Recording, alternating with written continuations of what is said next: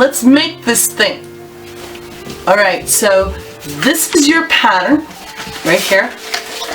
And this is included in your class materials.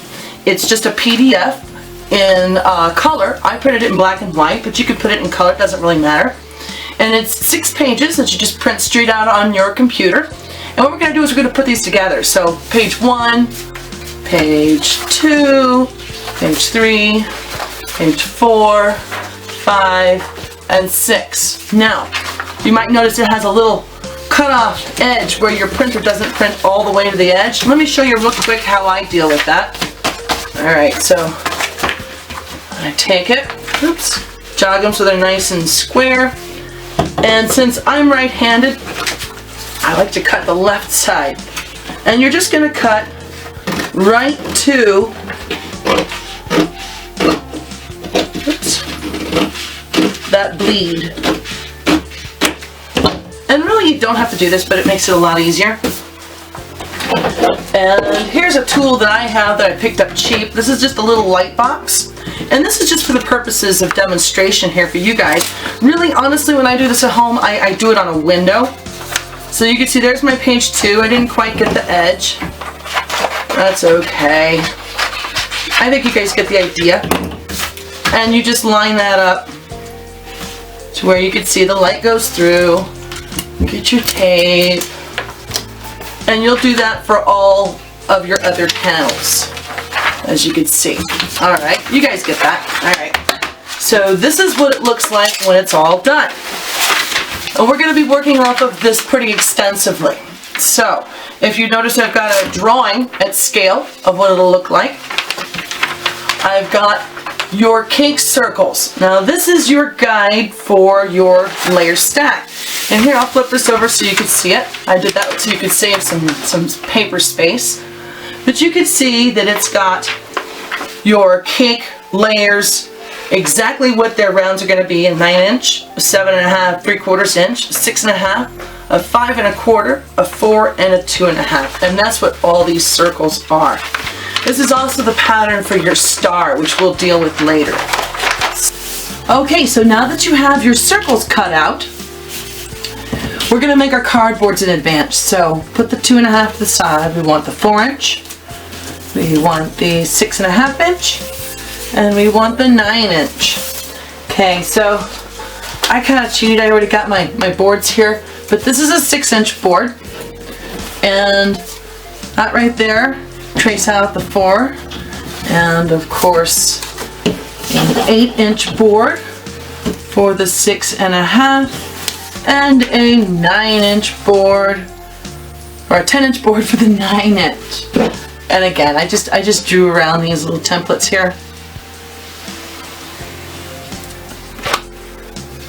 Make sure you are centered from edge to edge so that it's got your nice little handy hole that they give you now, right in the center.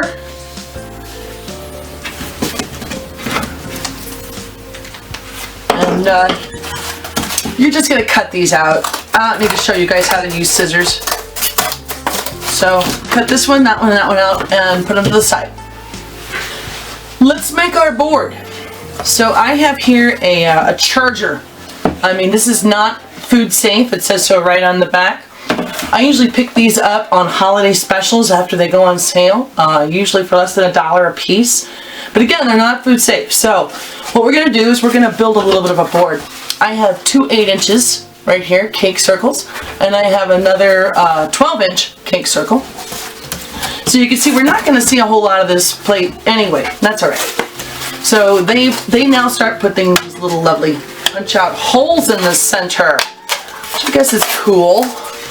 And I have here, as indicated in your drawing, a 12-inch dowel, maybe a little bit over. And you can see that's going to fit relatively snug. So what we're going to do is you're just going to hot glue this thing together. Here's my trusty handy dandy hot glue gun.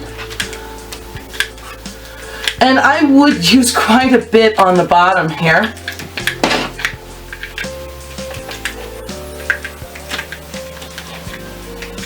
Because this is a large part of what's going to hold it in place. And just try to get that centered as best you can. And we're going to do it again. Just go right on top of that.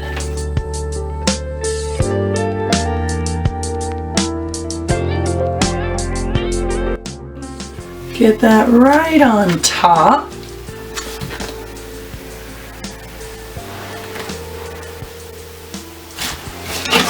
Okay, I'll do the same thing here, 12-inch. I think you guys can see where I'm going with this.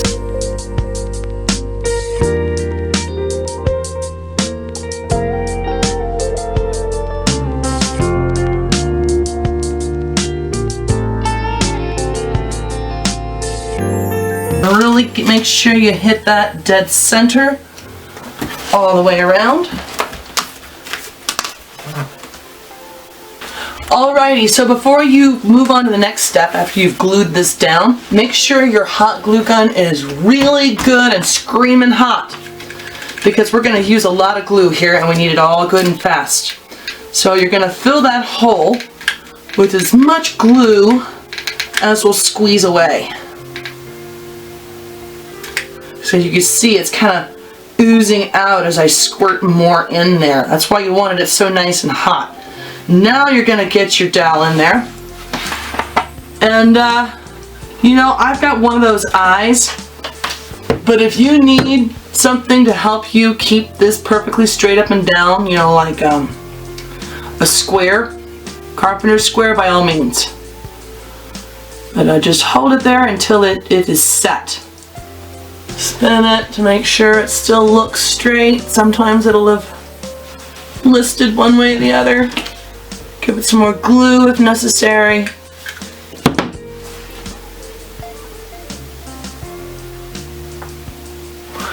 Alright, now that your glue, your hot glue has set up a little bit, I'll show you how to food safe. Now, normally I use marshmallows, but today we're going to cover this dowel with just a little bit of corn syrup.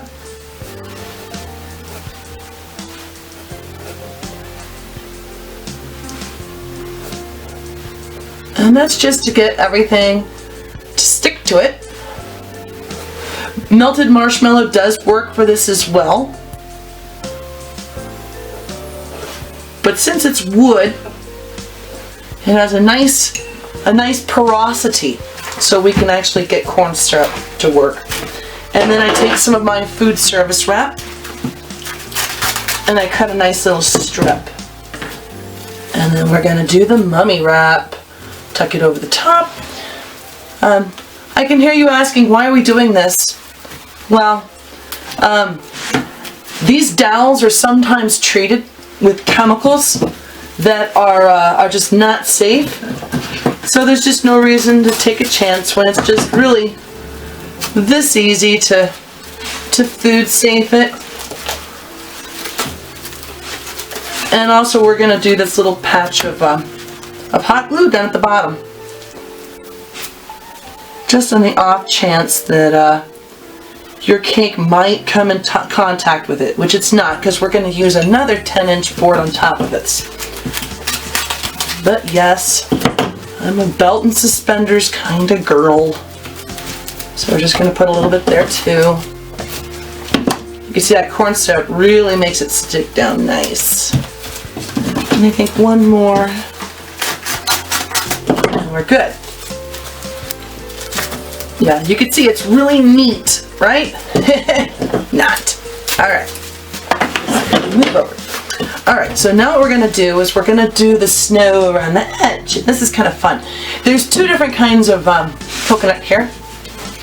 We've got the stuff you find in the store, the sweetened coconut. And then I found this stuff too, which usually you find in health food stores. It's usually without sugar, like the hydrated, but you can see it's a lot finer grain. So I like both of them. So let's just put a little bit of corn syrup around this edge here. And I'm not going to use a cookie sheet today, but it might be a good idea.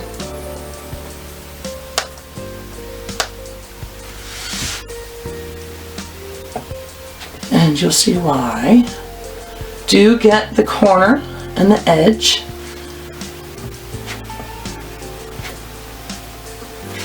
I would go in a good 2 inches on this corn syrup layer. You can always remove coconut that doesn't go where you want it to go.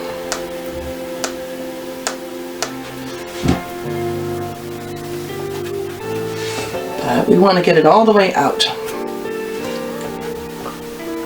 Alright. I'm going to start with the big stuff, with the little stuff. Yeah.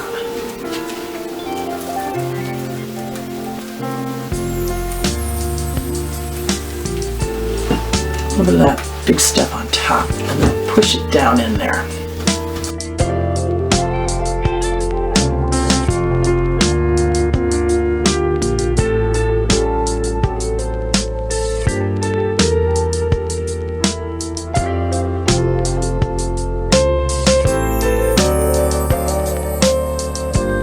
Right.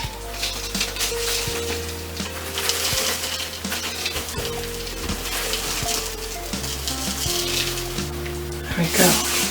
And before we put our gifts on, we'll come back and put a whole bunch back on. I would keep all this.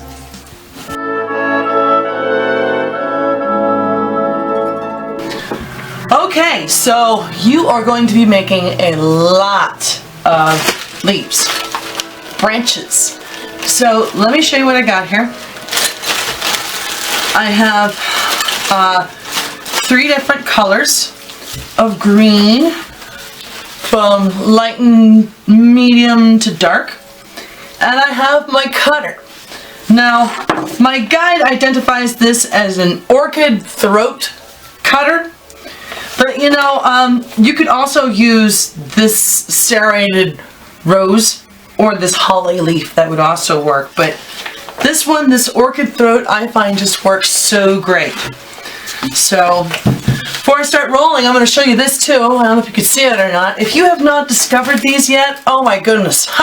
If you have, then you're like, why is she doing this? But this is simply one of these really cheapo dollar store chopping mats. I mean, this one came 2 of them in there for $1. Okay, so before we start actually cutting these little branches, I wanted to show you the final product and also the little contrivance that I've made that they go on top of. I call this a baby bed. So all I've really done is I've taken an egg carton, yes, but you don't want to just use a plain egg carton because oftentimes there'll be salmonella on the outside of that. We don't want to make anybody sick.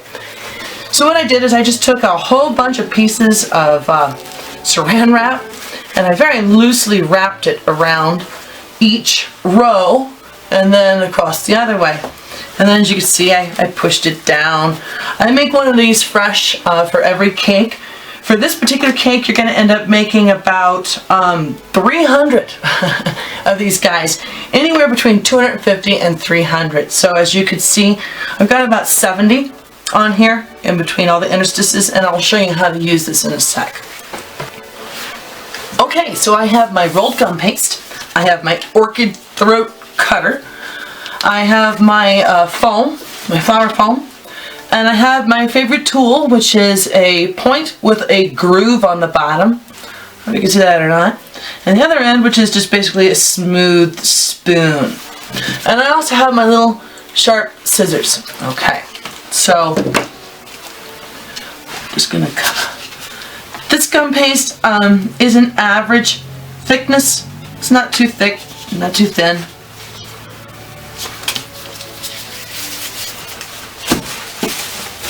Okay, I like to do these in batches of 4.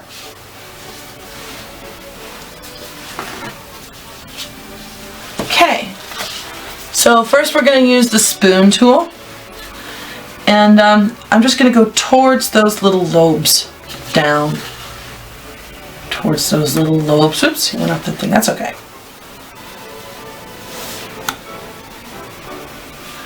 Pine trees kind of have like fingers almost, like lobes that are full of needles. So that's kind of what we're emulating here while we're also smoothing down those thick edges. Nobody wants thick edges, right? We can have a long, sweeping effect. Okay, now we're going to flip over to our other side. And I'm just going to do the same thing. And you can see it wants to start to kind of move and pull apart, which is good. You want that. That's your illusion of movement.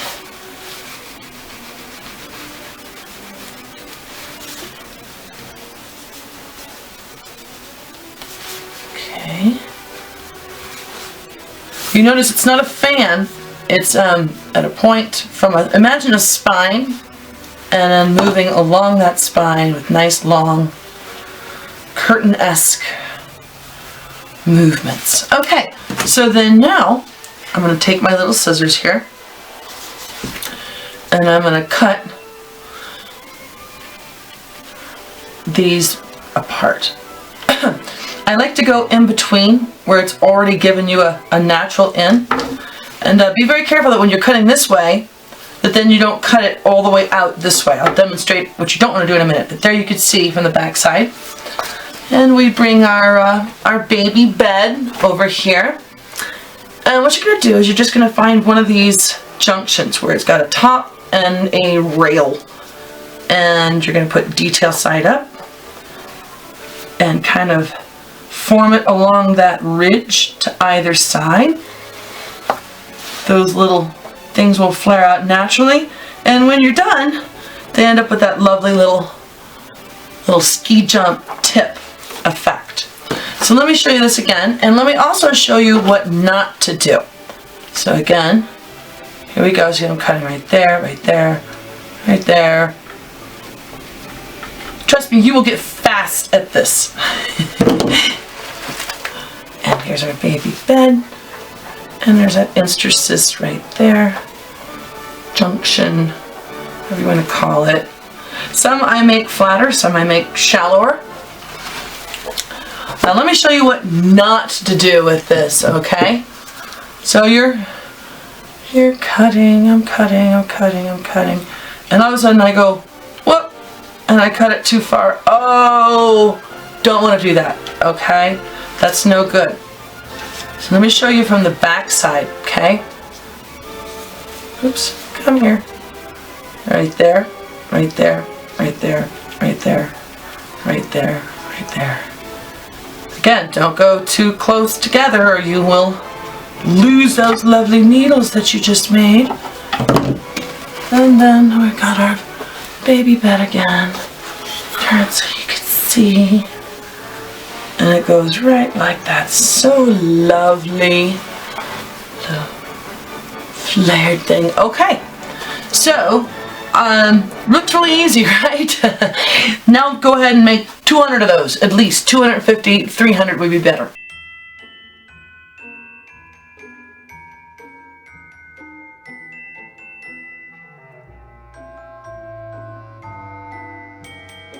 Okay, let's make some candy canes. So the trick to this is to getting your gum paste really nice and warm and soft. Okay, I have cursed pastry hands and that they are screaming hot, but it works really good for this because as you can see, all I'm doing is moistening this or heating this up in my hands. So you might want to try putting it in the microwave for just a second because it will get too hot too fast. Here's my other piece of equipment that I have to have here. Yes, it's just a regular silicone mat. It's got smooth on one side, rough on the other. I think I got this at a dollar store. Never found its equal. So here we go. We're going to roll that lovely out.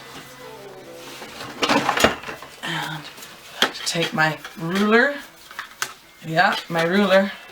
And see, this one's a little bit thick. I'm going to go ahead and put half that away.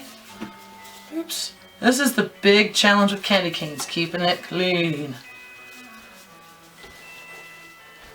Roll it flat.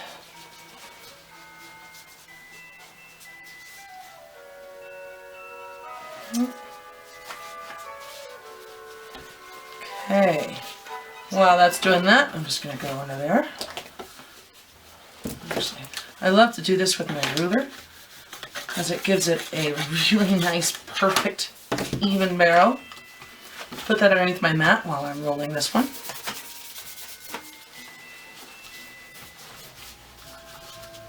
It's going to have the same issue.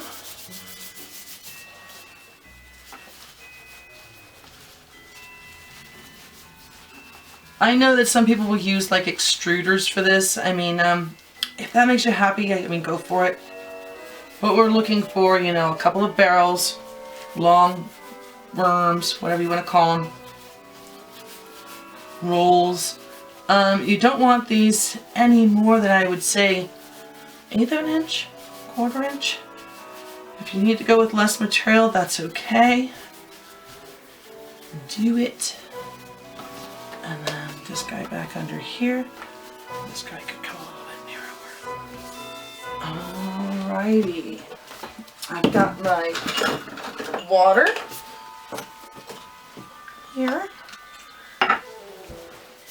And really, you don't need a whole lot of water here, but I would use some because otherwise it just won't stick. Okay. Come here, you all. Squeeze them together, oh so gently. Okay. Make sure that that one at the end is pinched together.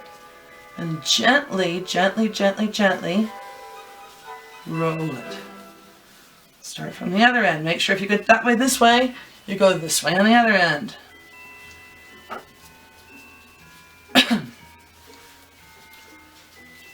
And you can see the middle is always tough to get it even. I like to roll my ends in opposite directions ever so gently. Okay, you got it there? Just about. Okay, this is where we start squashing it together.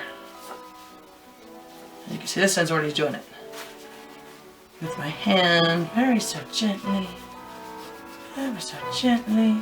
But you could feel it mashing itself together. It wants to, you know, it wants to be one. And you can see, and sometimes, you know, there's little places where it just doesn't want to stick all the way. Hit it with some water.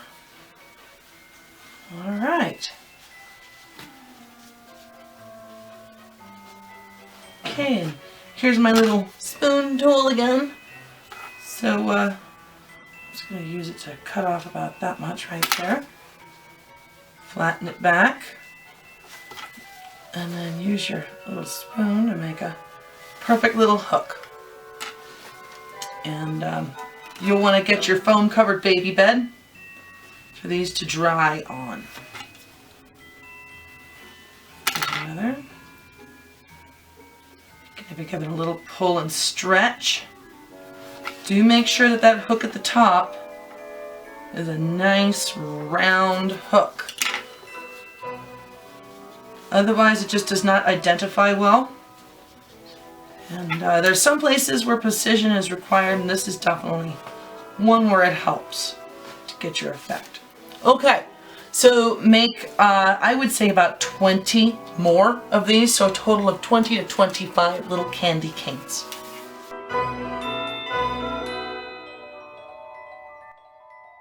And I have some toothpicks. And this is almost, I almost feel silly showing this to you guys. But you know, you're going to take, about that much. I'd say maybe even a little bit less. You don't want them too big. And I roll them in my palm. And you're like, well, Heather, what's the big deal? I know how to do that. The big difference, and the reason that I'm showing it to you, is because after a while, you will feel it start to harden up. And all of a sudden, you will have this perfect little bead. And that's when you stick a toothpick in it, and put it down, and do the next one. If you stop too soon, it's going to be like squishy, you know, so get it nice and kneaded and soft, and then start rolling it. Just right in that little beautiful spherical portion of your palm, very gently with your fingers just around and around and around and around. And again, you'll feel it. All of a sudden it'll start to feel like a little marble. It's the weirdest thing. It works every time.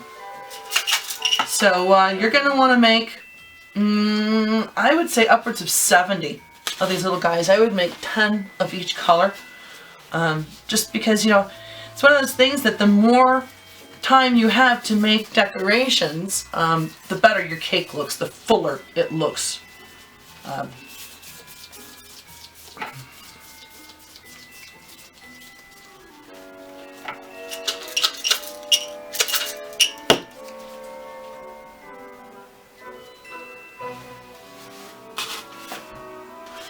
Okay, everybody, hello. This is one of my favorite parts, is the painting. So here's our little ornaments that we did earlier, and we're going to paint these with metallic paint. But let me just show you what mine look like. So remember, I told you to roll about 10 of each color. And yes, mine are already painted, and I will show you how to do that. Isn't that cool? That's fun looking, isn't it? Okay. So then, let's get our new blocksy here.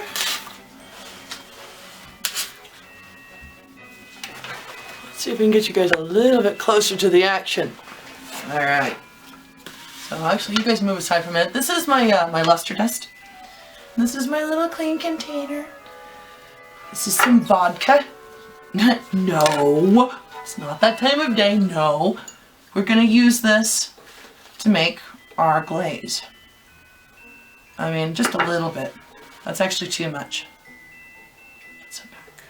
There we go, just a little bit. And then your luster. This stuff is so expensive that you don't want to go overboard. And in fact, I usually keep these around. And see, look at that. Looks powdery at first, but it looks like it's a pretty nice little paste. Perfect.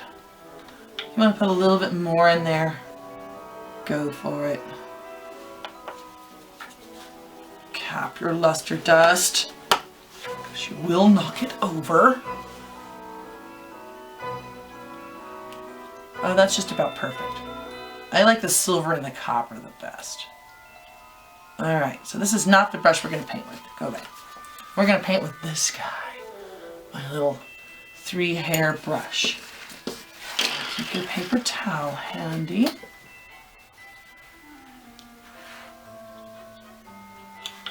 Alright, come here, you. Don't do that. So your hands are clean. Alright, one of the easiest and fastest is just the dot. Put 1, 2, 3, 4, 5, and then go in between. 1, 2, 3, 4, 5, and then one more. 1, 2, 3, 4, 5. Pretty, huh? Yeah, I like that one. There's what I call the Charlie Brown, which is a curve, a curve, a curve, curve, a curve, oops, and another curve.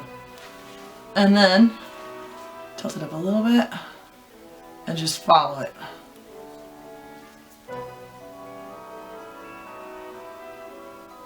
Beautiful.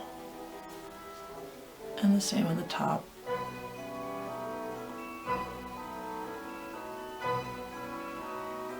Oh, so pretty.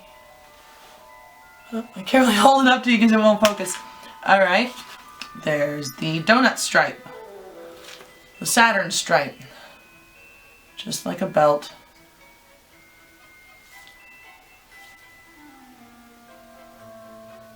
Go all the way around. A straight line. And then put one on the top.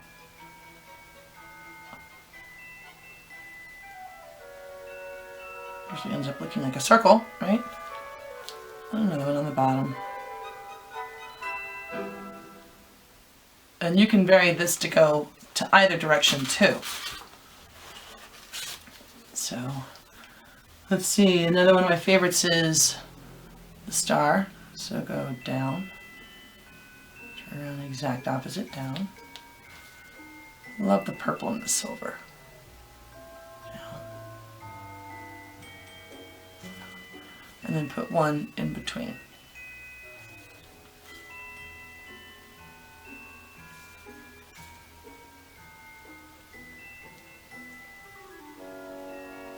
Oh, so pretty.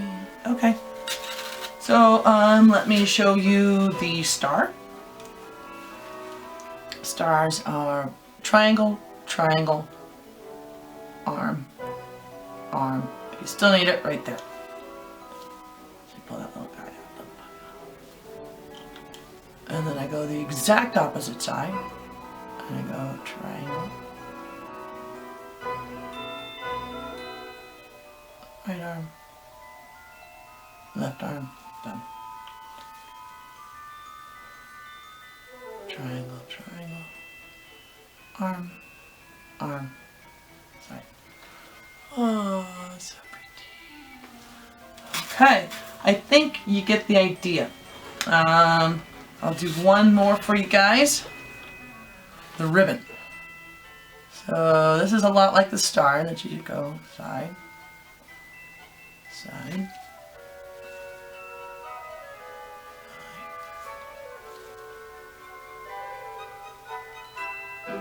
And then give it a belt. Right around the middle.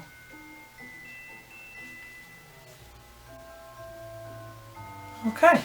Paint all of your beautiful ornaments.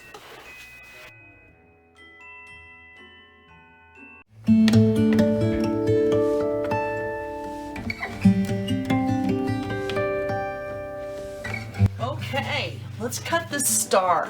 Alright, so this is on your pattern. And the pattern? Yeah. So it's right here. Okay. So I cut mine out. And you're going to kind of make a sandwich with it. So you're going to cut 2 of these, and 1 of these, and 1 of these. So I will show you my my method for cutting. I go from the inside of the X out. Inside of the X out. Out.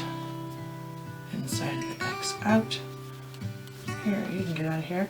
Use a new X-Acto blade. And if it looks like it starts to drag, then either dip your blade in some Crisco or wash it. I found that that's usually the problem most times if things start to not look clean. It's because the blade's dirty, and as you can see, there's your star.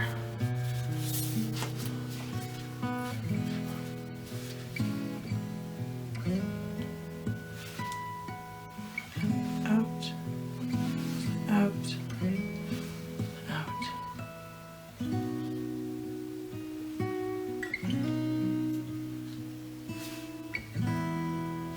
Okay, I think you get the idea. And it says on your pattern, 2 of these, 1 of these, 2 of those. All right, let's put the star together.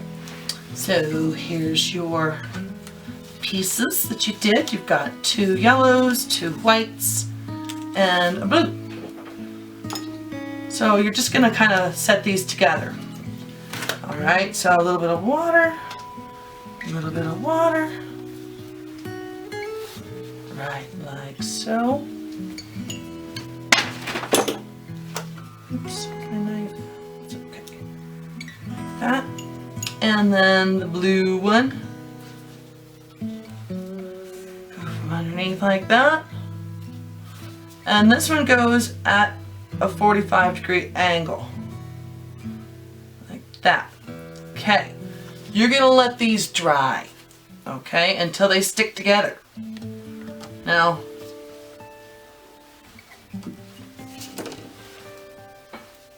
Okay, here's our dried ones. Okay. Uh-oh.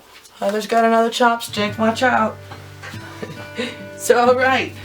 We're going to stick this together with a little bit of blue gum paste. So here's our gum paste. Here's our water. Take a little bit of it, maybe size of a pea, and flatten it like so. Carefully pick up your star. Now take your chopstick, get it wet on the end too. Okay, take that piece of blue gum paste and wrap it down around that thing. Oh, maybe an inch, inch and a quarter. Okay. And then take another little piece and maybe a little bit smaller. Flatten that. Since this is already, let's get that a little bit more wet. There we go. Okay, and now you see I almost got like a lollipop, right? A little covering with a handle. And you're just gonna land that right there. Now, you wanna make sure it's going up and down in line with the blue. And you want to make sure that that new blue patch is not leaking over. You also want to make sure that your work is clean. You can just use your water brush to clean up any messes that have occurred. And as you can see, that wants to stick right away. Alright. And then this side is usually sticky enough to just put the whole darn thing right back on the back. We can give it a little piece of blue too.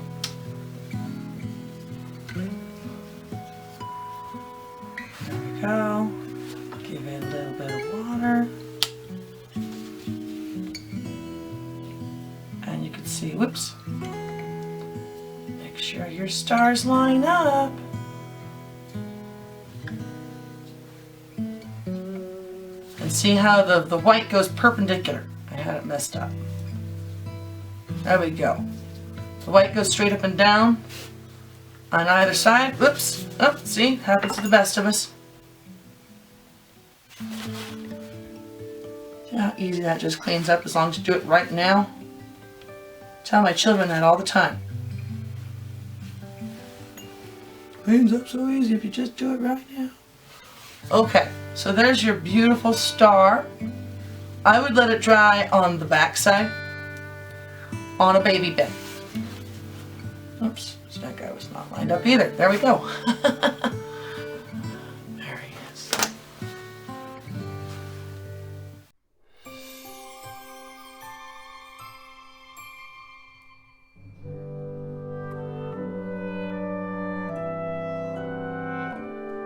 All right, so I've got my bench scraper. Love this guy. So really, you've got your square, but give yourself another square edge.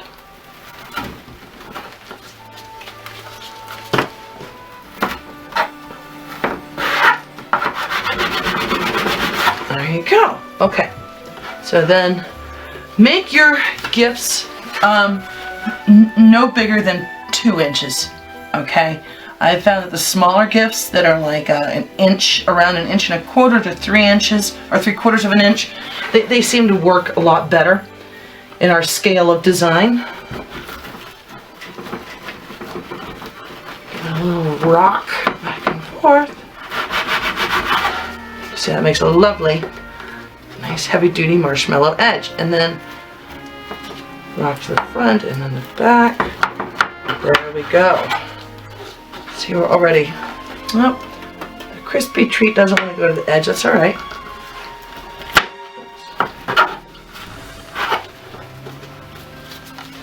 And then maybe, see, that big. It's okay. It doesn't need to be perfect. Again, we're going to cover this in modeling chocolate, so make sure that your corners are good. If you've got any big holes, you can try to fill those in, but that's what the modeling chocolate's for. Okay. So there's one. I would cut, for a nice full look, I would say I would cut 20 of these. Okay, so here I have some modeling chocolate. We're going to use this to cover our gifts in a really nice finish that sets up right away. And also because it tastes nice, modeling chocolate definitely has its place in cake craft. So here we go. I have simply just put my present right down on there, and I rolled it up. Actually, just like you would wrap a present. Fabulous. And the same way here. All I'm interested in doing is getting a uniform coating on here, and then we'll start to smooth it and work it. You see, it already wants to be flat in places.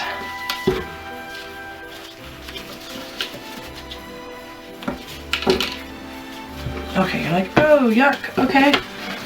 All right. This is where we start to work it.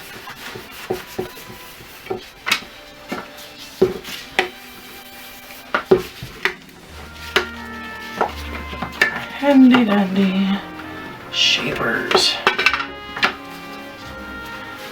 You can see where it needs to go, and that modeling chocolate really wants to work with you.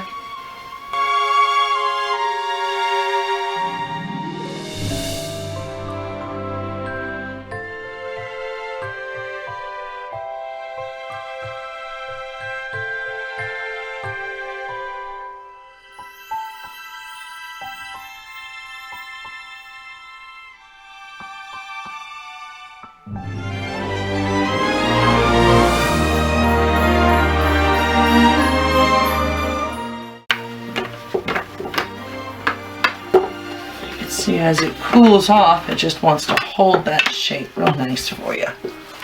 Got ourselves a little square package.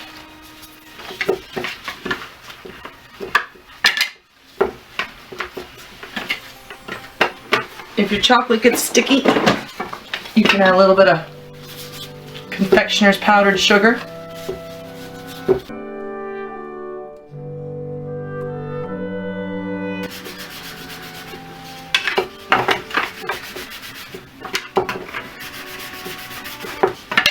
Alright, I'm going to call that good. Let's go to the next step.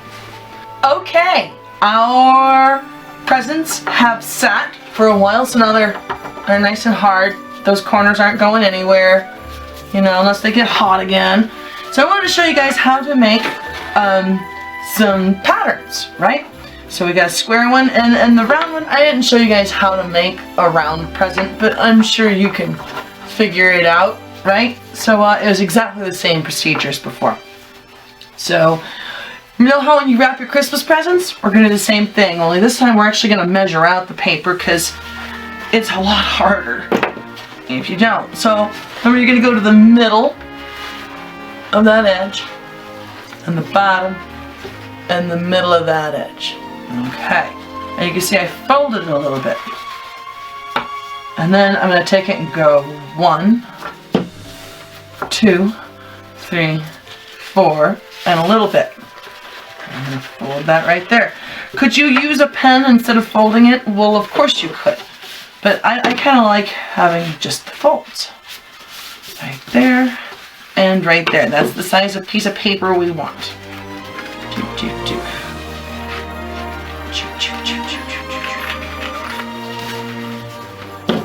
Okay, and I'm going to set him there. Same thing for my round guy. I'm going to figure it about, that much, because I want to make a little tuft on the top and then flat on the bottom. So we'll go right pretty much to the edge right there on that fold. See that fold right there? And I'll make it a little bit more so we can see it. There we go. And now I'm going to actually cut this long piece. There we go. And actually roll it up in it. And then I see it only needs about that much. Okay. Now, let's get our gum paste. Here's my blue gum paste. And as you can see, my pattern fits just beautifully right there. And I have my X-Acto knife, nice and clean. And you don't want to push down on this paper because then you're going to have paper towel imprint. But you can do like little hatch marks. Remember, we're not after precision here. I mean, if you need a ruler to get straight edges, then by all means. But can you see those little hatch marks now? I'm just going to go right there, and right there, right there.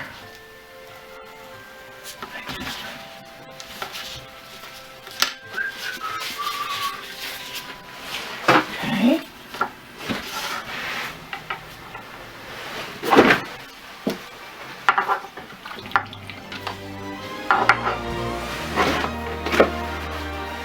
Now I'm going to take my brush.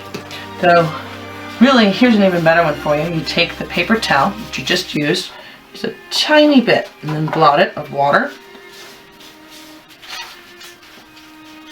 This is like the only thing I use this method for. Everything else I use a brush. And then put one end almost all the way at the end.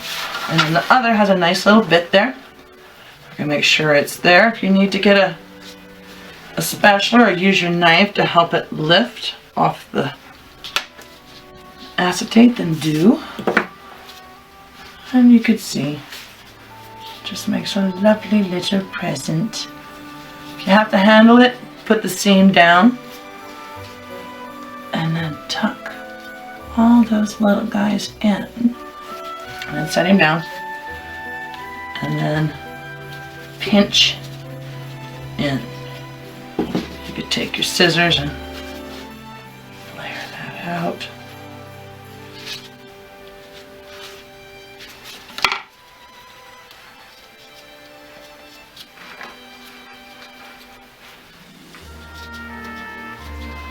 Go.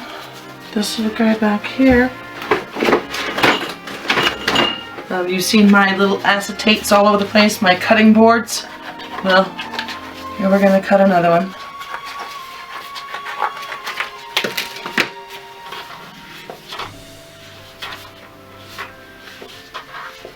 There we go. And there's your little blue present. You can look at us. All right, and then the orange is exactly the same procedure. Get my orange goodie here. My orange pattern.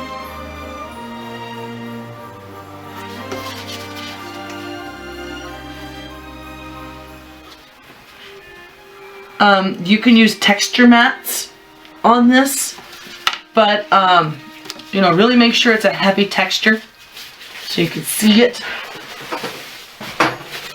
I've had difficulty with the texture stretching as you wrap it around the gift, but take the paper towel because it's a different color and just swab it. Swab it. Okay. And then you're going to put it on the same way that you measured it. First like that. I tuck up that little corner there, so now it wants to fold up with us.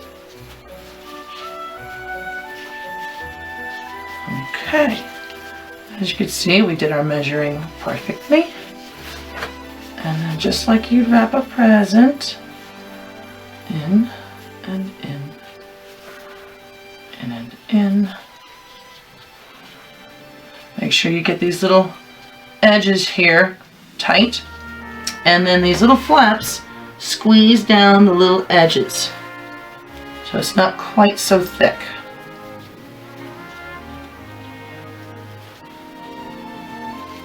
And then a little bit of water. This is where you use your brush.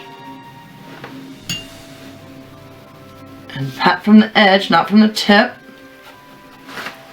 And when you get down, just go straight to the edges. In the same way. There's your little present. Do the other side.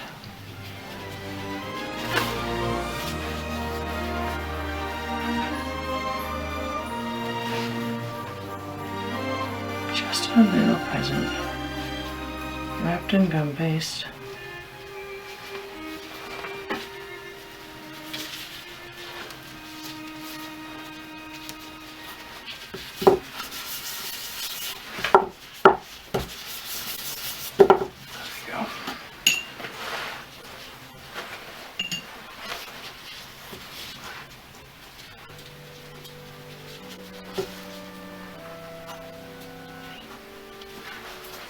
Okay.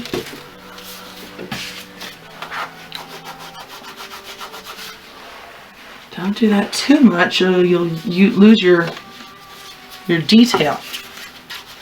It makes it look like a present.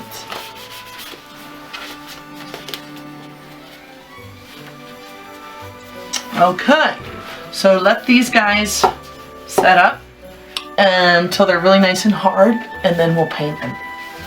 Okay, let's paint some little presents. We've still got our silver paint here, and you're going to want a variety. I would suggest the minimum of gold. Here's my gold glaze I use. Copper. I've also done green and blue and pink. So a little bit of variance makes it look nice. What's that? Okay, so then here's just a few of the gifts that I painted. Right. Oh, it has spangles on it. This one has circles, you know, little round circles. This one is fun. It's got a dot with a line, dot, line, dot, line. And you know, I'm going to keep it pretty limited here. I think what I'll show you guys how to do is this one right here. Because I think you can figure out the others, okay? So to do this one, you notice I have two colors, but we'll just do one here. I start with a dot. See, my paste is already drying out. There we go.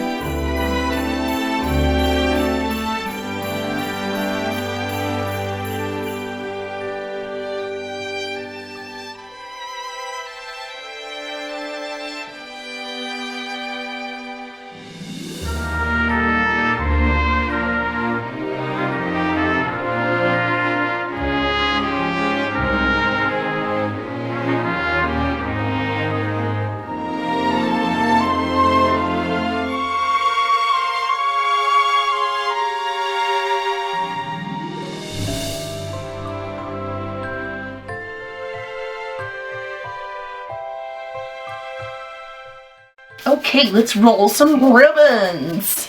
Ribbons. All right, for this you're going to need your pastry wheel. You're going to need a straw, okay, and you're going to need a baby bed. You know, again, your foam covered bed. So I'm just going to show you all real quick. I rolled a log, and now I'm going to.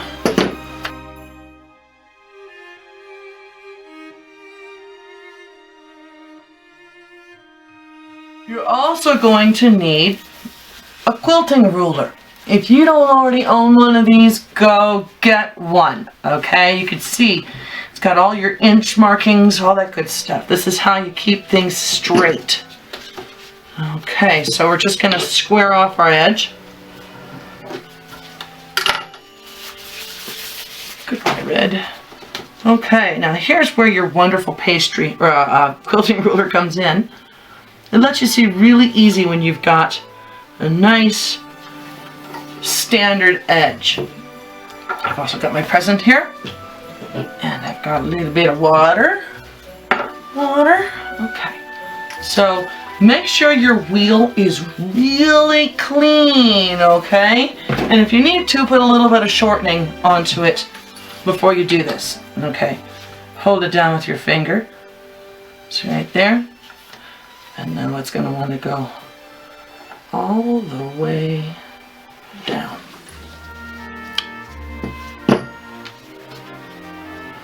And that one's actually really thin. And that's okay. You know what? Let's cut you one that's not quite so thin. Had it showing off here. Okay, let's make one that's a little bit wider so everybody can see it. But you can see, you can get lacings really, really thin you're doing this. Okay, again, put your finger right here, at the top. Oops. Keep that wheel straight up in the deck, straight up and down, perpendicular. You know, don't go side to side. Okay. Perfect. Let's turn it over. If you could do it on the other side, if you had to. All right. Oops. Ah!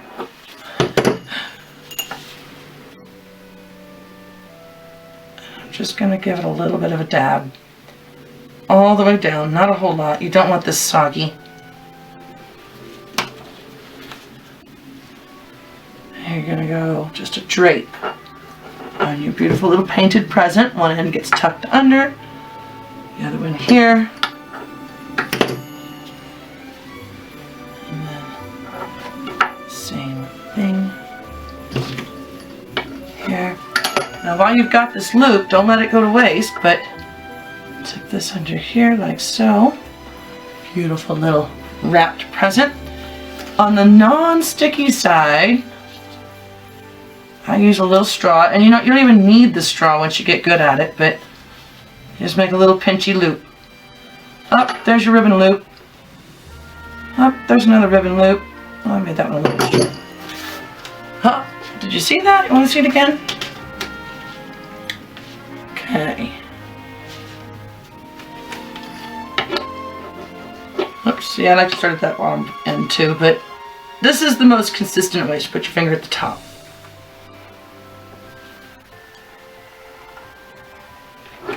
Good. There's our ribbon. And again, just around your little finger there. Like that. Now, I would make at least 5 of these little loops for each present. Don't put them on right now. And I'm going to use just half of it to show you what I'm talking about. Okay, so I got my straw. You can put some powdered sugar on your straw, but generally just pinch that around. Start twirling. There it goes. Whee! You're definitely going to want to let this dry on your foam baby bed. I showed you from earlier. Alright, and there is your ribbon. I like to twist them and pull them in different.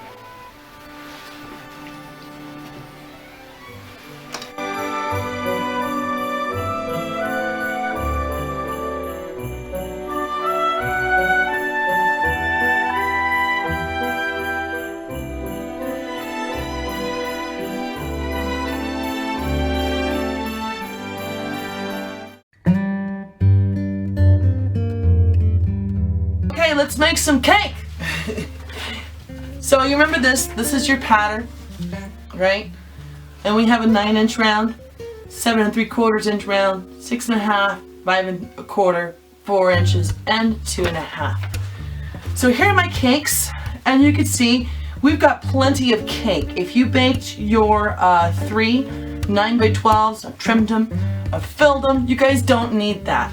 But I am going to show you how to trim this one specifically so that you can have an idea of how to splice together these into circles. Okay, let's do some cake. So here is your 9-inch board from your 9-inch circle, and since we have a board, let's just use that. I'm going to show you how to get this extra little piece here. right? Okay, so just mark where it is to start with. Easy, right? And then with a straight up and down blade, be careful doing this.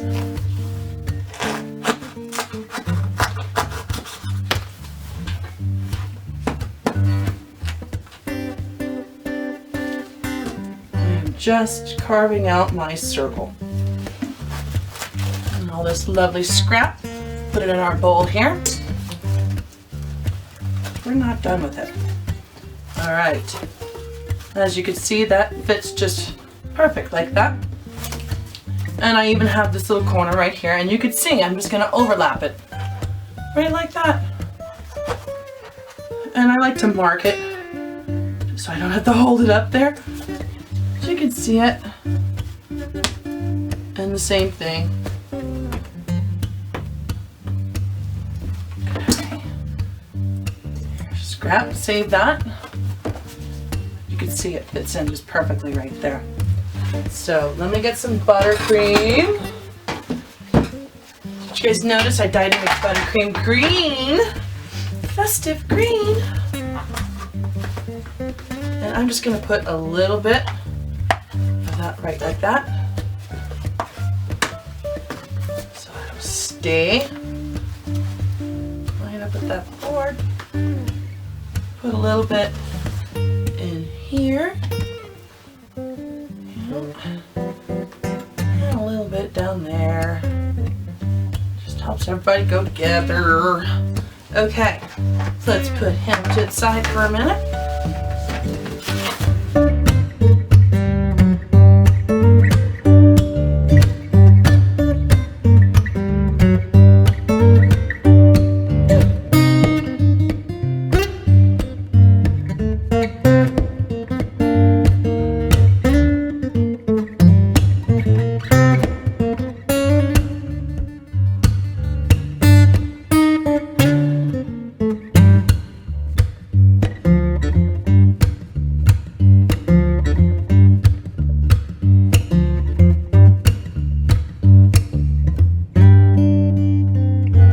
Since this is our 6.5, there's our cardboard, and this is our 4-inch.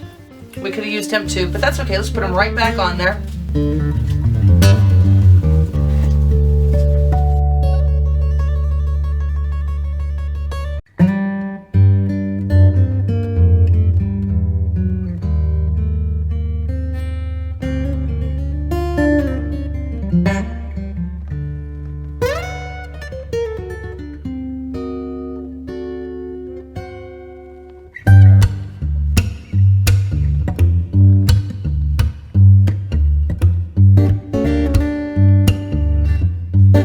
We are ready to stack. I'm going to cover this board a little bit.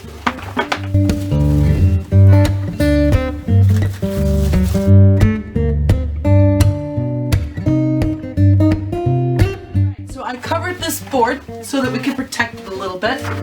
And now we're ready to stack this cake. So I got all my cake circles over here. And since they were helpful enough to put that little hole in the bottom, if they don't, then you got to do that beforehand, but I showed you that. And we're just going to push it down right on that dowel. Okay, and then it's just regular cake stacking, right?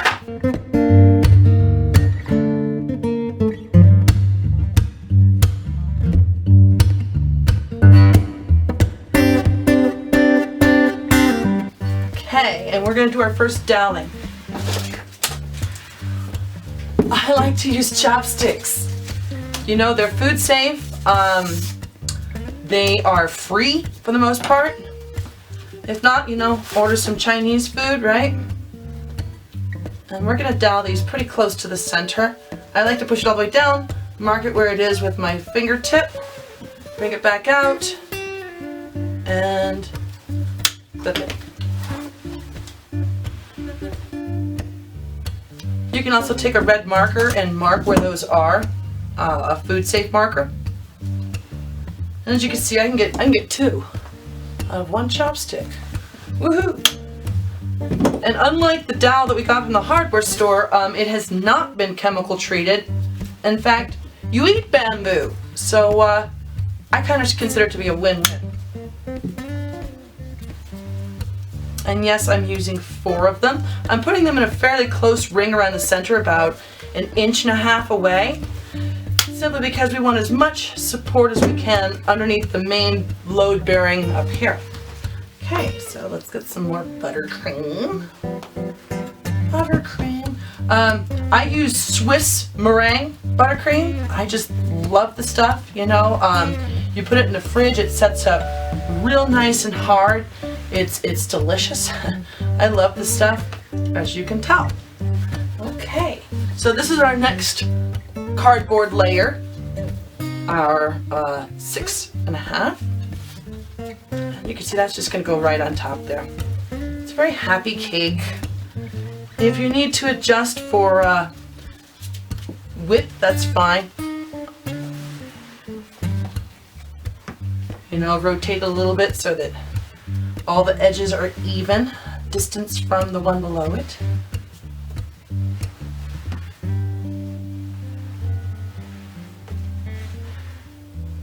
I usually like to do this before I stop for the day, and then let it sit overnight. Again, that's up on the center, right there. Ah, get on there.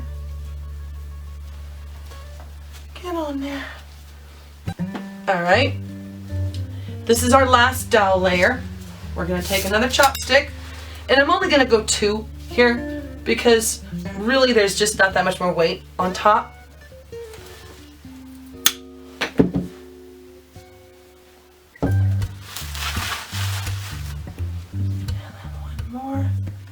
Again, you'll want to get a food safe marker or some food coloring and just mark the tops of those.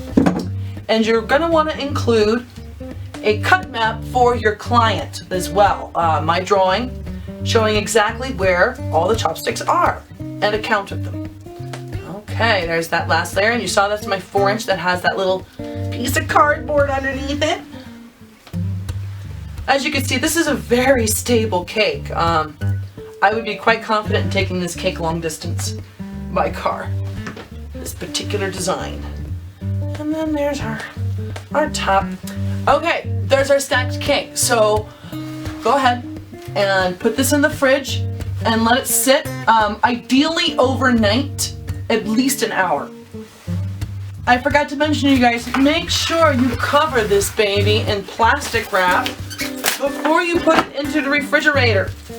This is the point where your cake can go stale.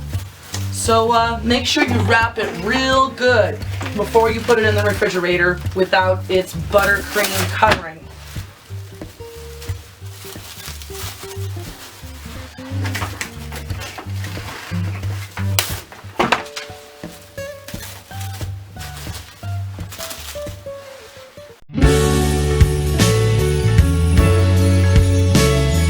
Ready to carve some cake, aren't you? Okay, here we go. Unwrap it. Another reason that you want to keep this wrapped in your fridge is because at this stage not only will it dry out, but it will take on flavors of whatever else is in your fridge. Yuck. Okay, so here we go. Now, so we're going to do this in a series of dips and ridges. So I'll start right here. Try to see if I can do this so you can see it. We're going to make a dip right there. And if you notice, that piece of cake is almost like a half cone, right? And now, you're going to take a little bit of your buttercream, and you're going to turn it over and put it to make a ridge. Let's see that again. I have my paper towels here handy in my bowl of water.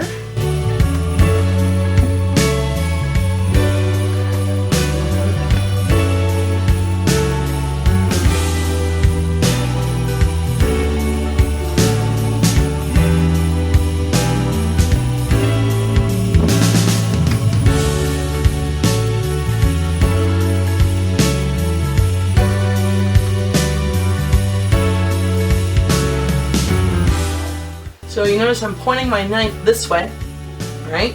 I'm making a scoop. Trying to make it as shallow or excuse me, as deep as you can. There you go. And if you don't want to do that, you can always put it right back. Here's my wedge. Now, if you don't have enough, well, remember our cake scraps? Those went back in the fridge along with your other cake scraps. And now I like to sometimes just like freestyle as necessary.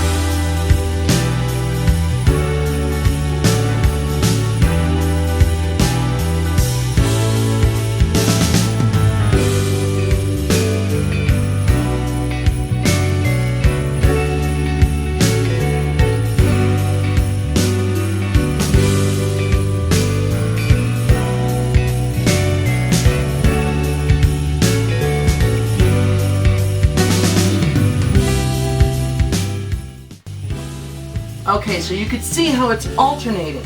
Down with up, up with down. And remember, it's a tree, so it's irregular. You don't want it to be perfectly regular.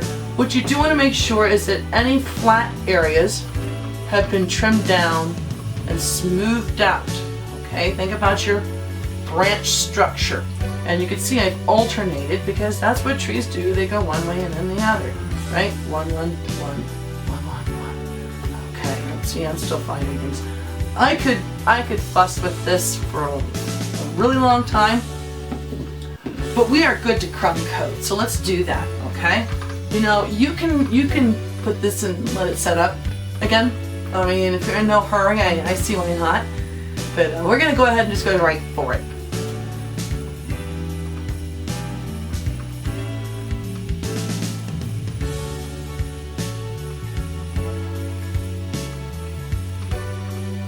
Don't worry about losing the detail that you've just put in, because once you allow this to set, you'll be able to reclaim some of that.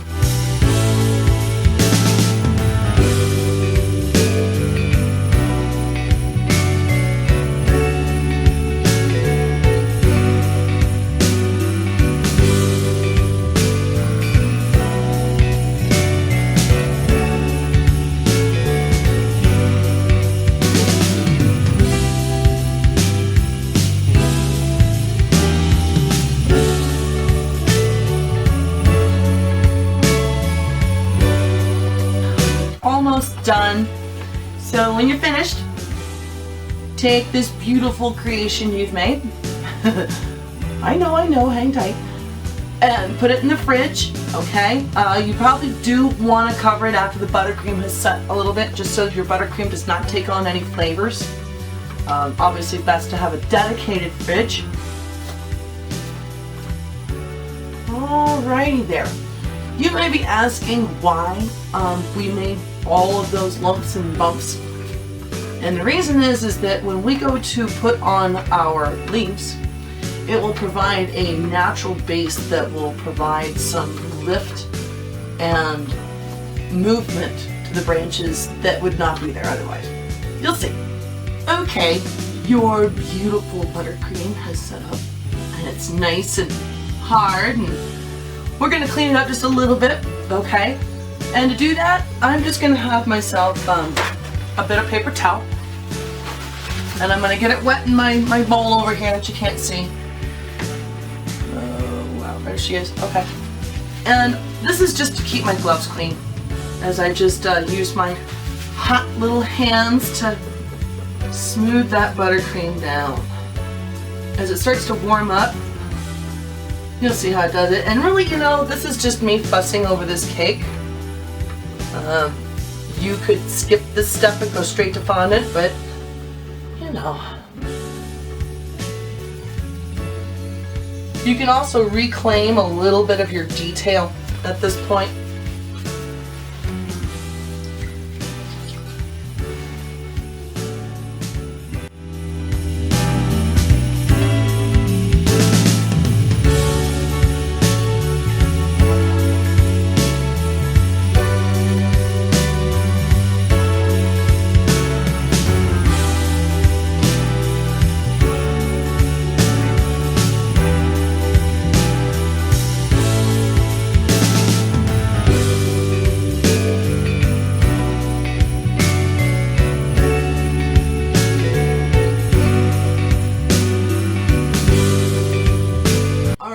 So now I'm also going to show you how to make your template, and then this guy's going to go back in the fridge while we roll some fondant. Alright, so get your paper towels out. That's wet. Alright. And roll out like 3 of them, just like so. And you're going to lay it against your cake. Just roll like that. Okay, so you're going to want to try to get at least a third of this base all the way around. Let me see. Okay, so then you can see where, oops, maybe you can't see, where that's maybe a third of the cake. And again, just about a third. Alrighty. And now just to double check yourself, there it is. I'm gonna quick like cut this out.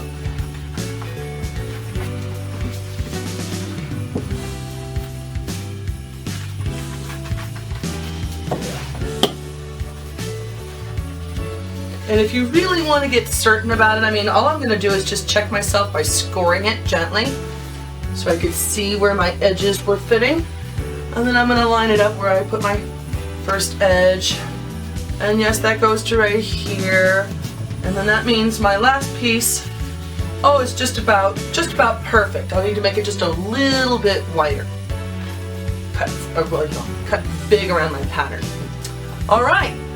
So now put this guy back in the fridge and we'll roll out some fondant.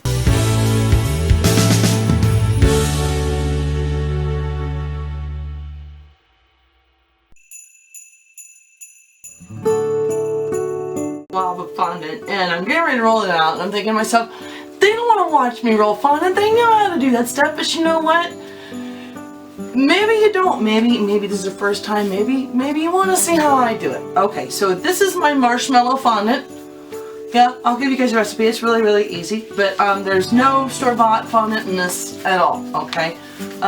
When I pull it out, usually it's got a little bit of like that crunky, icky elephant skin that we all hate, right? So I microwaved this huge blob, which we won't use all of this for the class, but for I want to say like 3 minutes. on 1-minute blasts until it's, you know, it's soft. Look, it's you know, okay? So then I take my thing of shortening and I get my gloves really good and slimy. And we're gonna start to work this, okay? Oops, stay still, Matt. Tape that down. All right. And you can see that it's already starting to loosen up, to get that lovely look.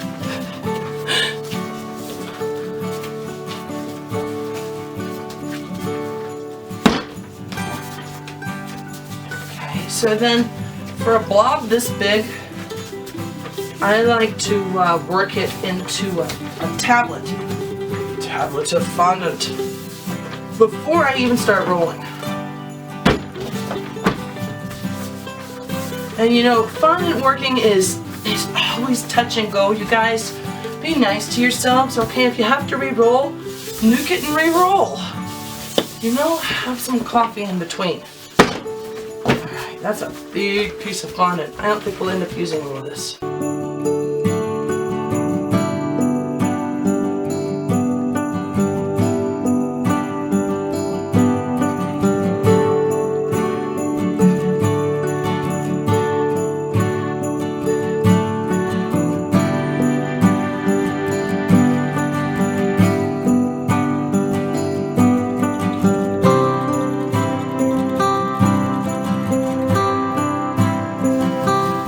Still with me?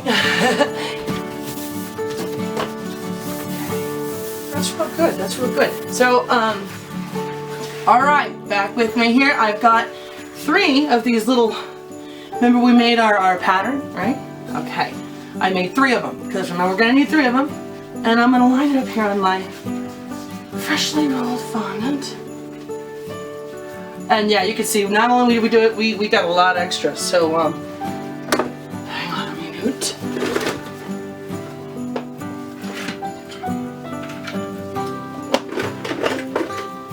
we're going to just trim a little bit of this away.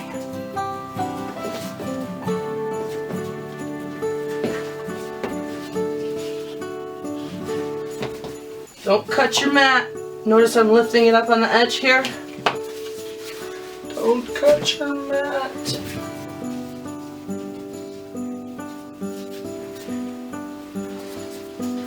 If you can feel it hitting the little ridges, then you're going too far. My pastry instructor would have killed me. Alright. And see, we got a little bit of a tear right there. That's alright. This stuff is really forgiving. Just push it back together. Goodbye. And since we know that we're good, alright. So now, let's get our elastic wrap. This is actually food service wrap. I would not recommend saran wrap at all. I get mine in a big box whose name begins with the letter C.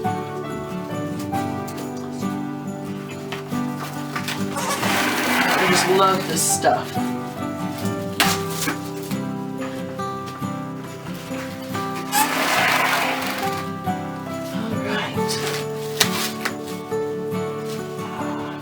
Now if they just make it recyclable, that would be best. Alright, so I'm gonna go get the cake. Be right back. Okay, so we got our cake out. We got our fondant rolled. We got our 3 little triangles, and now we're ready to put some fondant on. So let's start from this side. I'm just gonna pull back as much fondant as I'm gonna use. Even though, you know, you get a really wide window with this stuff too. Sometimes I'll actually let it sit out so it's a little bit harder and easier to work with and it's not so stretchy. Okay. And again, same rule with cutting on your mat.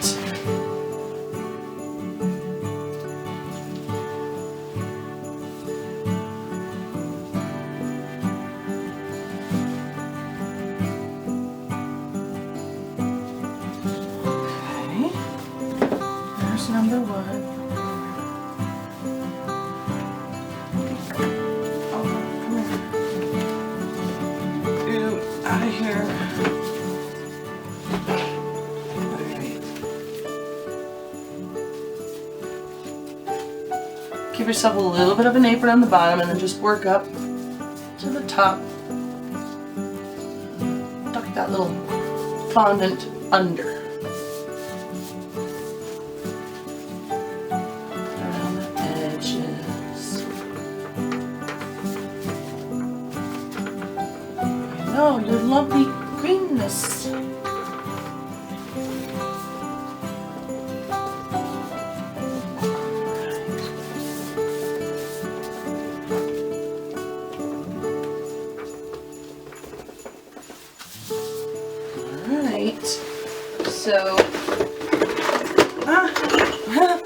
So you remember this, right? All right, so I've got a whole bunch that I've cut up, but I'm going to show you on this one. All I do is just take a little, and I have like a zillion of these like all over the house. A little freebie, easy for you there. And it makes a lovely 3D smoother. Woo! Eat! Come here, you. Okay. Put that right there. Let's do another.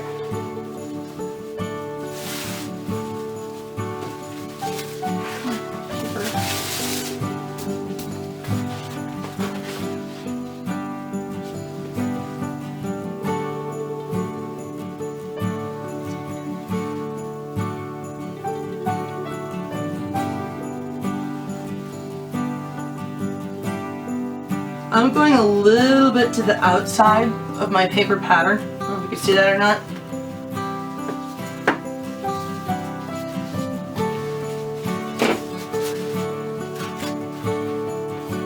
Okay. Beautiful. And I'm really not giving myself very much of an overlap here, just as much as necessary to, again, put that at the top.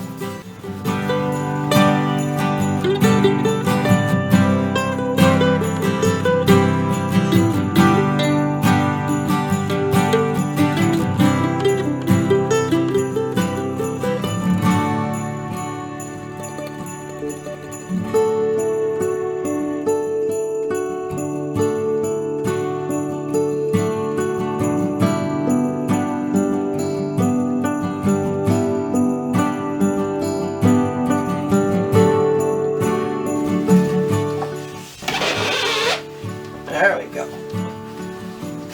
Okay, so I have here combo tools. I have my, I think they call this a dog bone, dog leg. Anyway, it's got a little curve and a ball, a curve and a ball, and then this one is actually a clay tool, but I love it. It's got a long, narrow point and then a flat paddle point.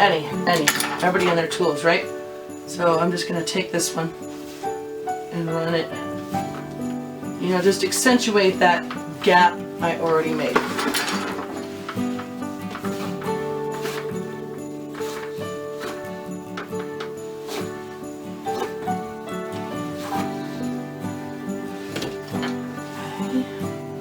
And then I'm going to use this little guy to do the actual cutting, and I want to come wide. There's nothing worse than having this edge not cover all your cake. And we're going to put more, you know, branches and snow and all that stuff. So you can always go wide, then tuck it back under. Go wide.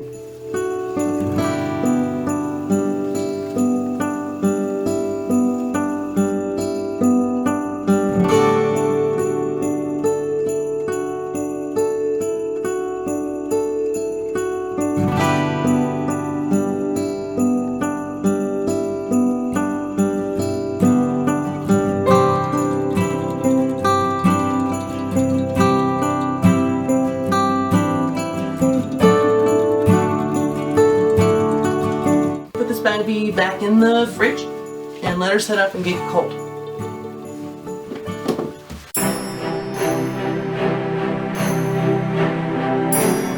Okay, hi everybody. Now we're going to start doing all of these branches. Alright, so yeah, I got this one, I got that one. You can't quite see it, but I've got this one And I've got this one. All told, I've got about just under 300 here, but I'm always, you know, again, belt and suspenders kind of girl. So here we go. Alright, I got my water and my brush, but I'm probably going to use the paper towel method on this one. So we're going to start on the bottom and go up to the top.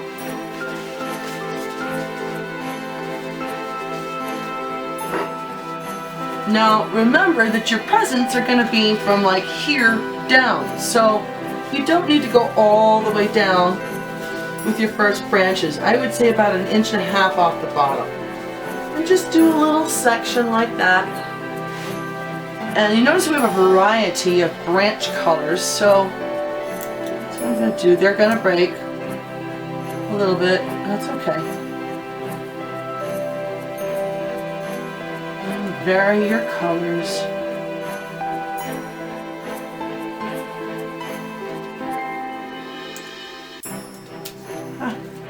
They don't want to stick.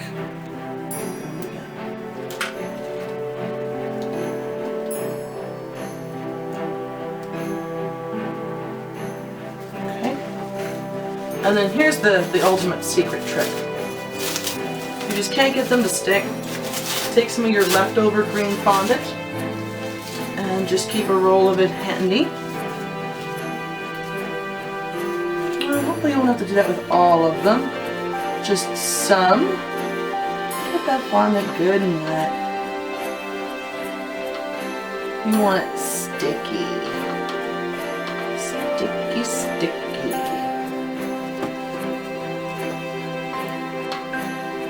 There we go. Much better. Much better.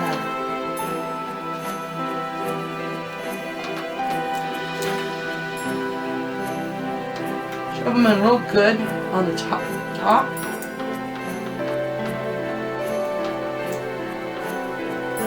There's gonna be some crunching.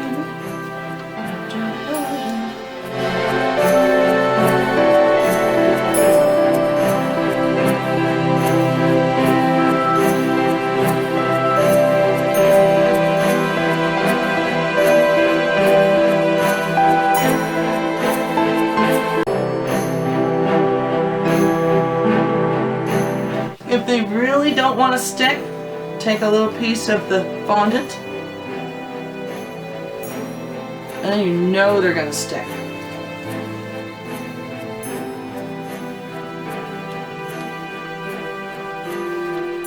Otherwise, just make sure to have it nice and damp.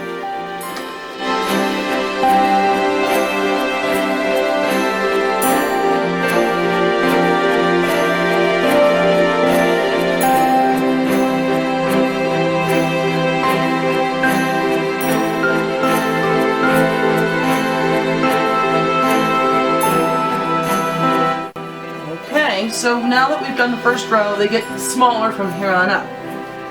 So, just the only thing I would say is, oops, haha, don't use too much water. Now, if you do get extra water, soak it up.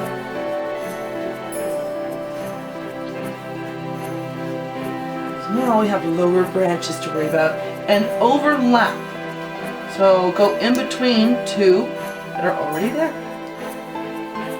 As much as you can. I mean, you could probably see how our carved in bumps and lumps are starting to help the look of our overall tree.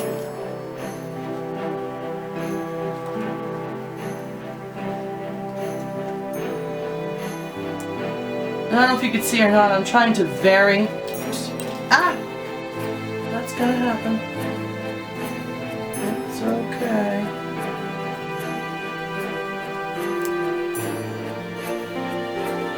Now you're starting to understand why you made 300 of these guys. Now you don't want to put your second layer too close to your first layer. Save yourself some space. There we go.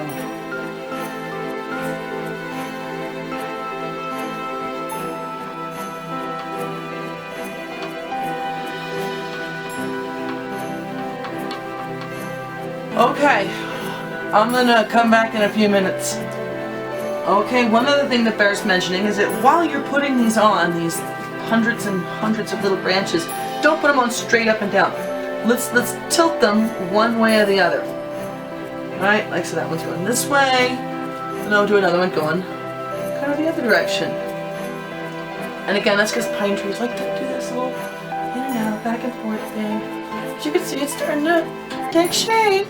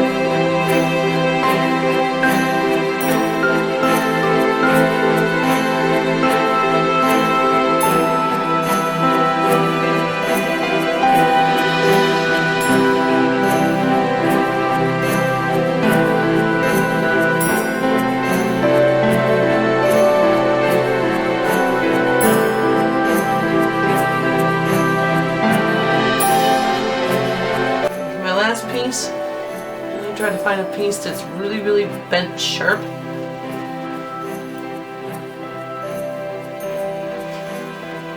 we go. Whew. Next we'll put on some bunting. This is a good place if you've got some silver spray to go get it. Here's my pearl spray. You don't want to go overboard with this, okay? Just a little bit.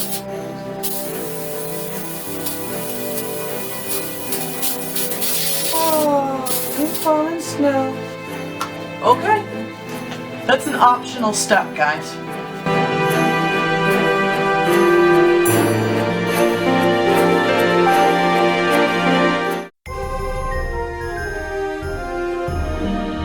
Let's make some of the garlands for this.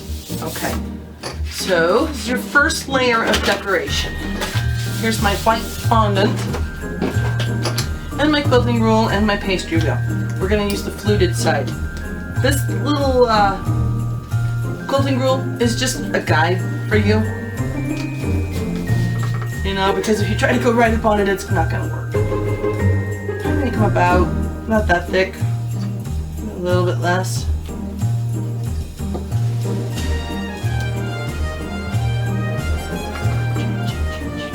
Okay, now, the fun is in the application here. I've got my water and my brush. So I decide on one that I like.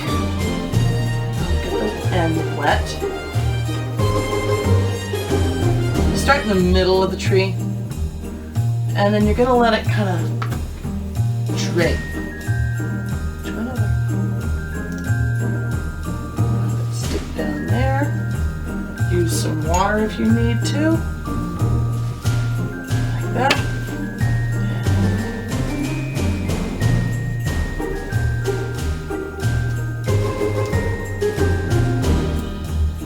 Another drape. So, over another branch, and then just let it fall. There. Come here. Be careful at this stage. Okay. Now, that went most of the way around. I'm going to make another one. Piece of green.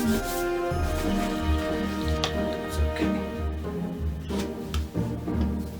We will just turn it over a piece of fondant or PVC. Okay. So we go back to where we were. And same exact thing.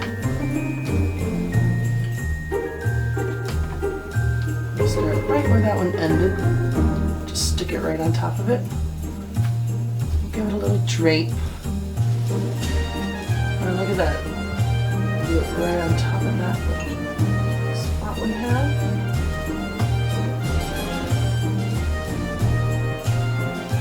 And lo and behold, come back right to where we started. Perfect. Okay, let's do another one and I'll show you where to line these up.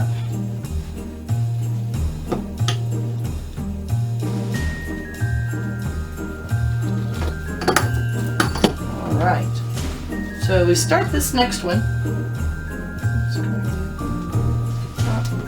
Take a second to stick that leaf back down. It's a good opportunity to stick down any leaves that aren't all the way stuck down. Okay, so this one right here, give it some water. Alright, we're going to start in the middle of the last swag.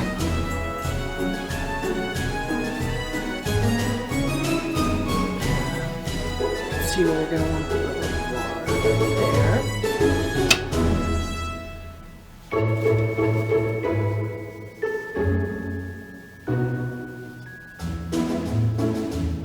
Let that swag just kind of cool down there for a second.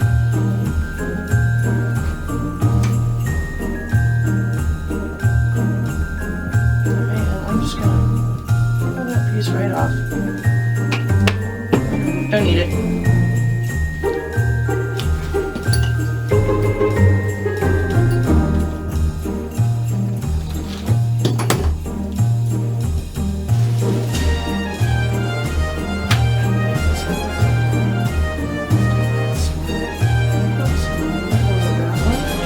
And this bag's a little bit smaller, but that's alright.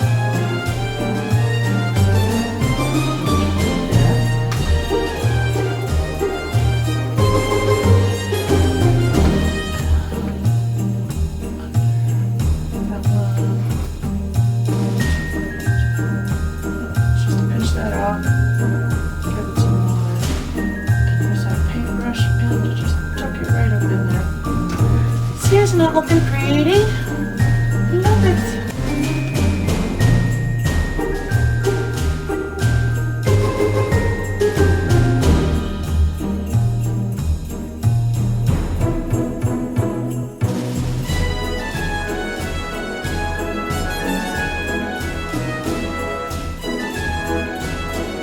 Okay, I'm gonna keep going and I'll see you guys in a few minutes.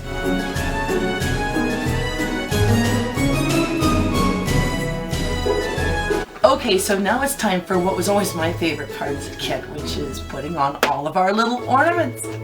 Yep, all our little ornaments that you painted. Alright, so you take one your ornament, pull him off the toothpick, give him a little bit of water, and then take a piece of your green fondant. See, I got my green fondant, and I'm just going to stick it right there. And then we're going to get that wet again.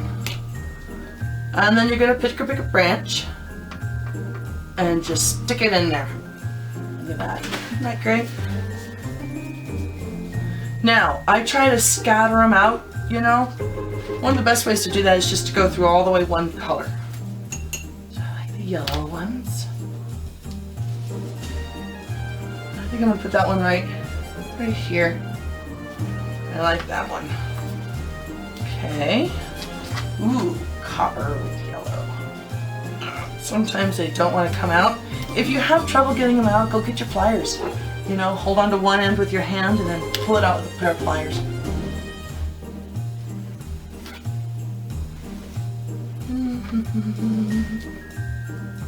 Oh, I like it right there. Make sure to keep your fingers clean while you're doing this.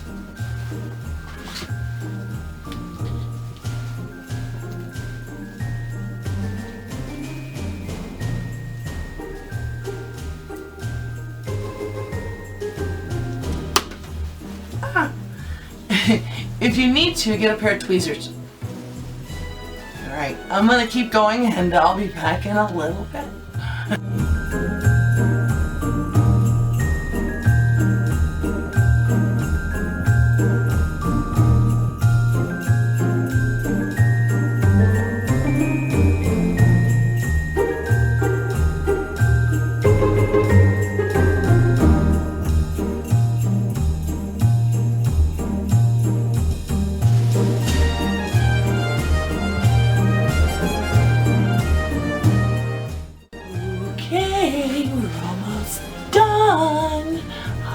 fun yet.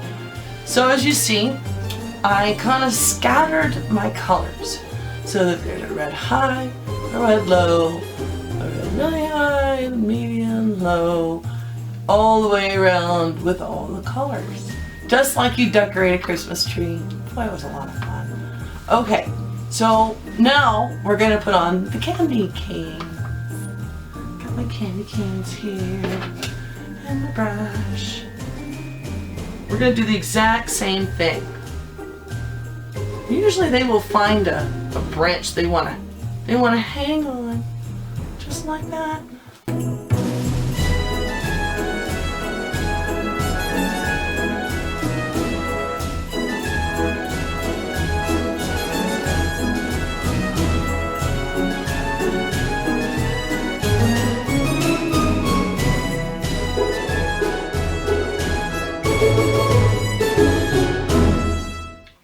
After you let this set up overnight, it will firm up considerably.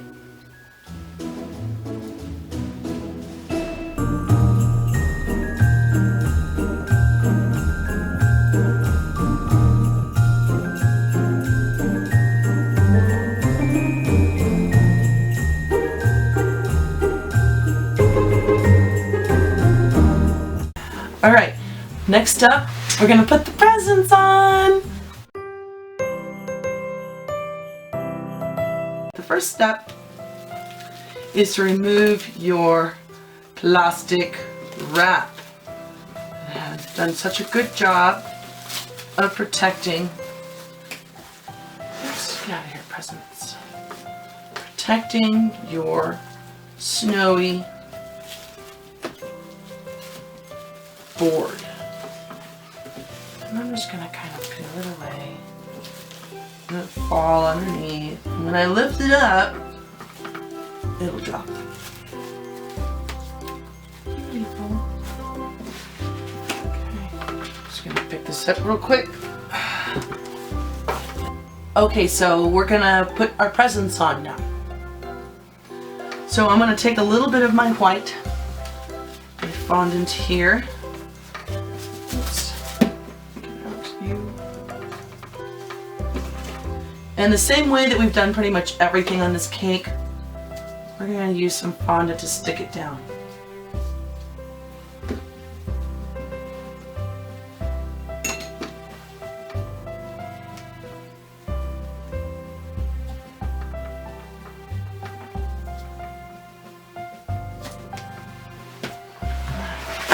Keep your hands clean.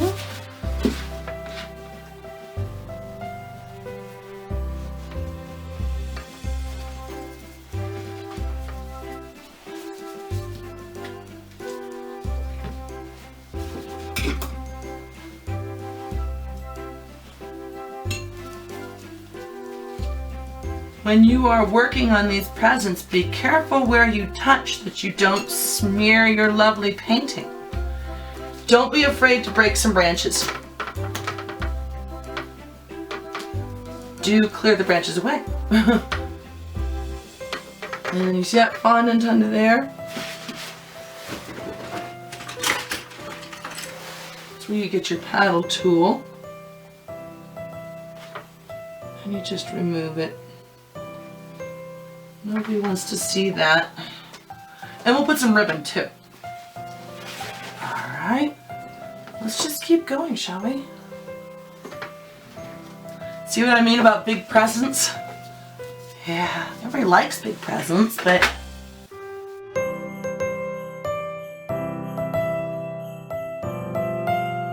I also have a little bit of green here. So if they push up on the tree like that, you can fondant stick them to the tree. Yeah, that's not going anywhere.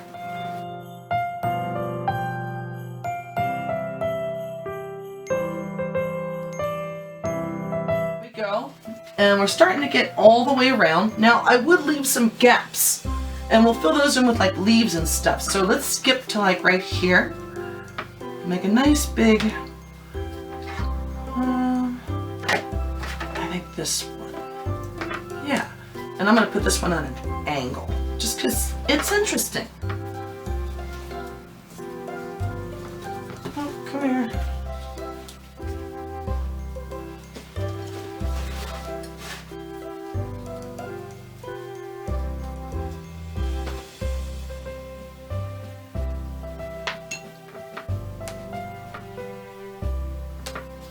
right. I'm going to save the little ones to stack on top of others. Let's go with this big yellow one.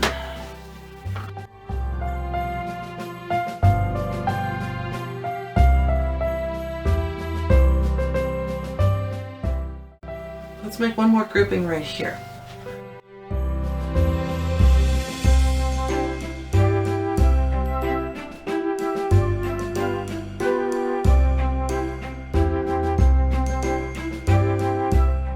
Home stretch. Okay, so I went ahead and I stacked some little presents on top, you know, because it's so cute. Okay, I'm going to move this over here. And what I want to do is first I want to fill in some of this little spot right here.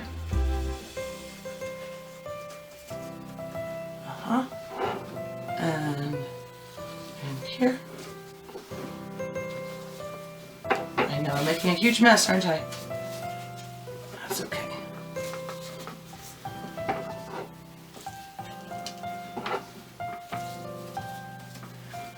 You could take some of this with you too on your delivery, so that when you get there you can put a little bit more. And also, oh, little snowflakes.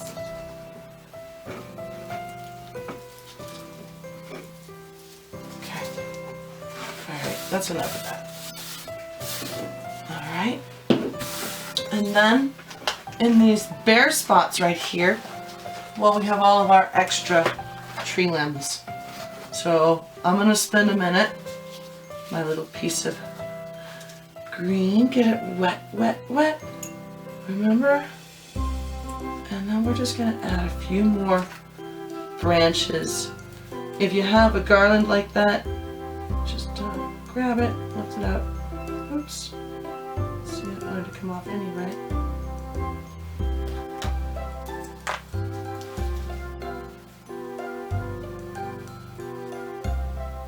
There we go. You see little gaps between presents? Since you've got extra leaves, you made all these extra branches. Why not just use them, right? Wherever they might be peeking out. Kind of like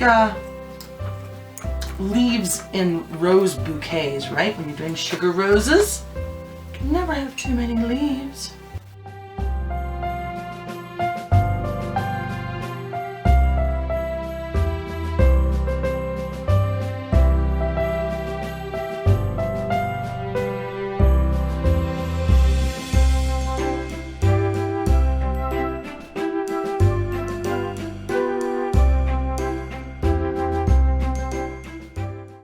Here, you get out of here.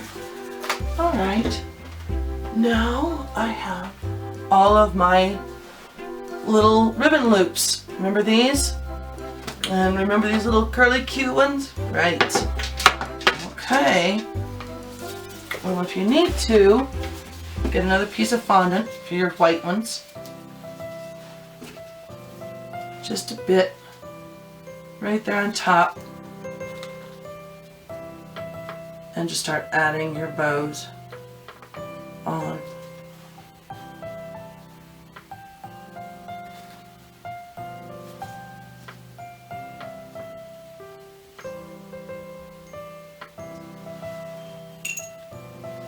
And then you got the pretty little curly cute ribbon. Just like that. And you're gonna go around and do all the little, if you like this guy right here, he's got red. Red. Following red. Red. Okay. Make a little, let's come here. Bow lump.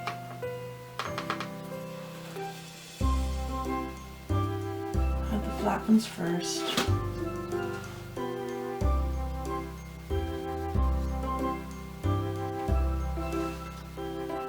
And then a little piece of curly Q.